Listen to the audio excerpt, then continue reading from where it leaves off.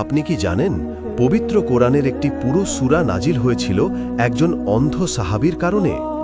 একদিন রাসূল সাল্লাল্লাহু আলাইহি ওয়াসাল্লাম মক্কার বড় বড় নেতাদের ইসলাম বোঝাচ্ছিলেন।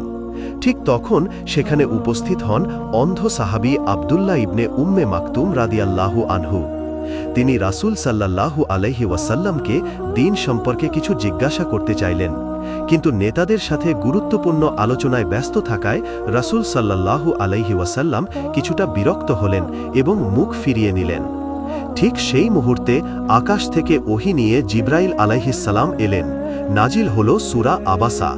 আল্লাহ বললেন, সে ভ্রুকুঞ্চিত করল এবং মুখ ফিরিয়ে নিল, কারণ তার কাছে এক অন্ধ লোক এলো। আল্লাহ বুঝিয়ে দিলেন, দুনিয়ার ধনী নেতাদের চেয়ে একজন সাধারণ ঈমানদার অন্ধ ব্যক্তির মর্যাদা অনেক বেশি। এরপর থেকে রাসূল সাল্লাল্লাহু আলাইহি ওয়াসাল্লাম তাকে দেখলেই পরম সম্মানে স্বাগত জানাতেন। ইসলামের এই সুন্দর ইতিহাস শেয়ার করুন আর আমাদের সাথেই থাকুন।